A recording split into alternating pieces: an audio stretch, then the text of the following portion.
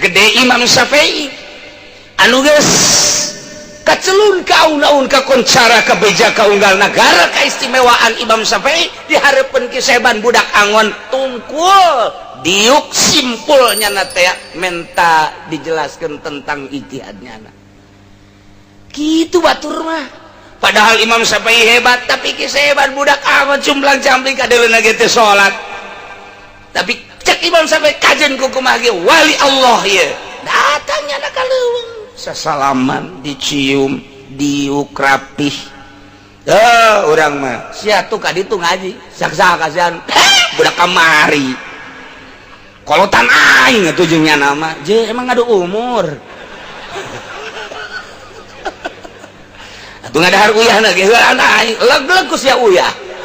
modar-modar sia ngadahar uyah kita urang mah aya bahasa kos kitu teu tawadu ya Allah ya Rabbi je Imam Syafi'i tingali ayo naon PI cek nya teh kitu kisah hebat teh kira-kira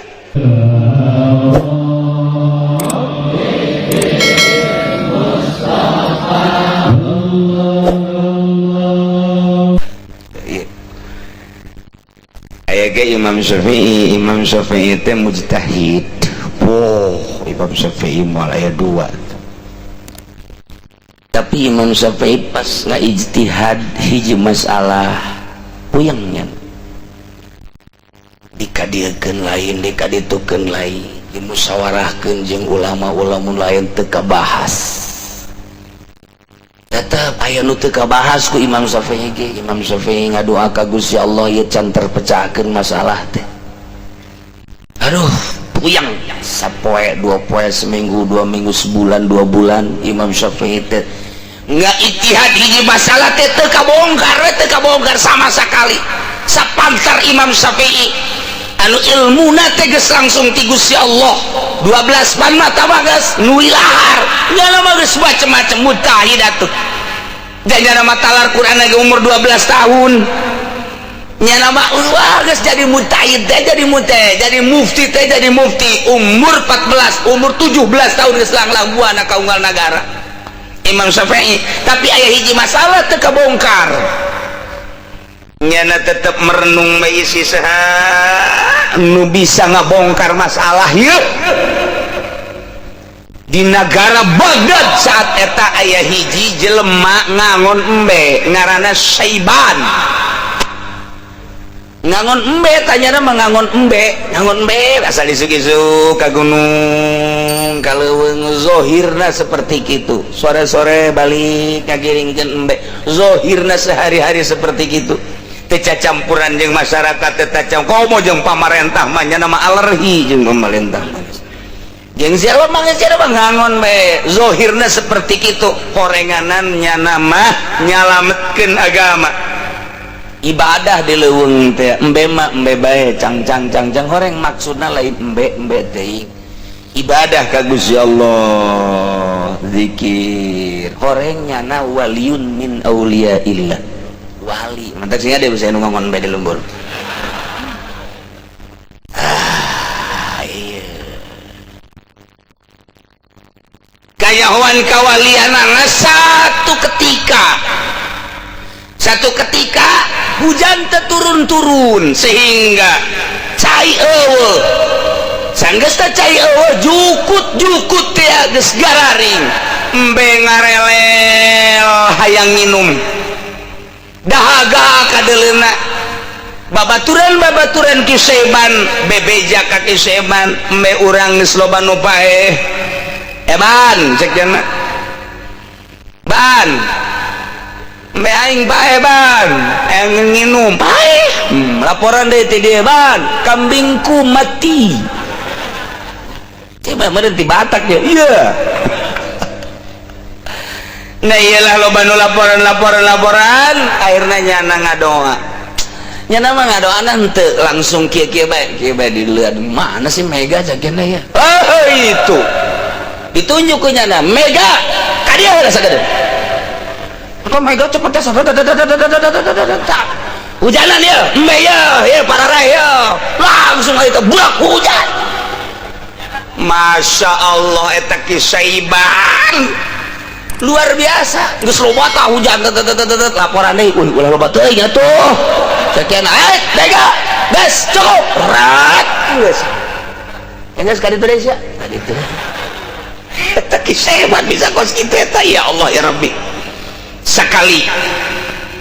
geus selang sababaraha poe deui terjadilah seperti kitu deui minta deui ka Kisaiban terjadilah seperti kitu deui akhirna kadengekeun kan kagorengan tetep kadengekeun kabagusan tetep kadengekeun bae kajen kukumaha ge nu aya di benak hati urang kajen teuing ku urang dipendem teu pernah ngomong-ngomong kamaripatan bakal timbul sarua bae kahasudan ge bakal timbul bae kajen teuing ti tubuh kiai ti dada kiai ti dada ustad komo dadah lurah mah parantina tah mah kos kitu mah komo dadah bangsa pamarentah mah geus parantina hasud teh paranti tah mah nya nama mun teu hasud teh lain pamarentah boh kitu amat ki emang parantina nya nama geus kos kitu nu bener ki emang kos kitu kiai abi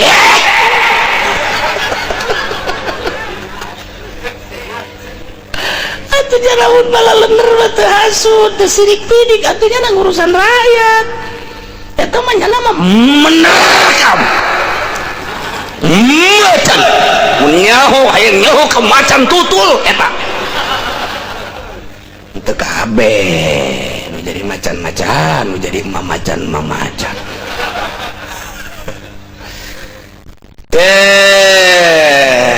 kadenge eta bagus jeung goreng ngada-ada urang teh hate teh kadenge bae ku batur kajen kukumaha ge kajen ting urang jadi kiai ditutupan make udeng-udeng make sorban wayah hasud kanyahoan bae ku batur wayah ria kanyahoan bae ku batur padahal disumput-sumput kurang ngomongna urang ngomong sufi bae ngomongna ngomong wali bae ngomong kiai bae mapatahan bae wayah hasud kaambeul ku jelema kajen ting urang nyumput bae kajen ting kukumaha ahli ikhlas kanyahoan bae ku masyarakat sebab eta teh tadi sarapih-rapihna meueum tarasi sapeup mabuk sabagus-bagusna ngabubuy tarasi tetep kaambe bae urang keur leumpang berak bau belum tarasi jeung tah kaambe urang keur leumpang waduh opor ieu bangun wal ka mana sugan di ondang jeung teh tolol teh budak ngambil doang aduh teh kadengekeun Kisaiban teh seperti eta bahkan satu ketika terjadi tanpa nurunkeun hujan bebeja kabeh babaturan ngangon-ngangona bahwa ieu embe urang geus kalancih kuari kurang jukut di Bagdad saat eta Kisaiban ulah gandeng-gandeng bareng jukut sia bedak usararejo embe dikadijakeun kabeh oh urang mun ngangon jeung Kisaiban mantep urang mah mantep urang Imam Syafi'i ngadenge bahwa Kisaiban seperti eta saat eta cek Imam Syafi'i di jalan aing endek datang ka manehanana Imam Syafi'i ti kota kaleuweung manggihan Kisaiban diuk di hareupeun Kisaiban persis sakumaha budak leutik sakola di hareupeun guruna tungkul sieun ka guru persis seperti eta titah naon bae ku guru daek sagede Imam Syafi'i anu geus kacelun ka aun-aun ka koncara ka beja ka unggal nagara kaistimewaan Imam Syafi'i di hareupeun Kisaiban budak angon tungkul diuk simpulnya na teh menta dijelaskeun tentang ijtihadnya kitu batur mah padahal Imam Syafi'i hebat tapi Kisaiban budak angon cumblang cambling kadeuleuna ge teu salat tapi cek Imam Syafi'i kajen kukumaha ge wali Allah ye datangnya na kaleuweung sasalaman dicium diuk rapih urang mah sia tuh ka ditu ngaji saksa kasihan budak kamari kolotan aing atuh jeung nya nama je emang ada umur atuh ngadahar uyah lagi anak leg-leg ku sia uyah modar-modar sia ngadahar uyah kita orang maya bahasa kos gitu tetawadu ya Allah ya Rabbi deh Imam Syafi'i tingali ayo naon pi ceknya nanti gitu loh saya bantu kira-kira heran pe kira teh iya aja be abdi ka dieu aya hiji masalah oh nu keur diijtihad teh arti mantep ke ulah ngagugulung ilmu fikih bae kos kitu tah mah ilmu fikih nah caknya na teh ajang urusan masyarakat ai sorangan teu ka urusan ilmu sampah tah kos kitu mah pi aduh cek Imam Syafi'i aing jadi kos kieu ye batur bae di urusan ai sia hubungan jeung Allah geus datang ka mana gedeng-gedeng itihad gedeng-gedeng itihad gedeng-gedeng itihad datang ka modar siapa kos kitu bae ai sia can beres-beres hubungan jeung Allah salat teh khusyuk dicarekan tak ku saya bantu ampura aja jalan ibadah nu bener geus kanyahoan kaluhuranna ki saya bantu ditebak ku manehna itihad eta jawabanna tah bahkan samantas eta sia bakal itihad deui masalahna anu sia ge bingung deui we tah jawabanna eta waduh cek Imam Syafi'i pohara amat geus abdi mah cek Imam Syafi'i kajian urusan itihad mah urusan teh mah fikih abdi mah bade guguru bae ayeuna ka mama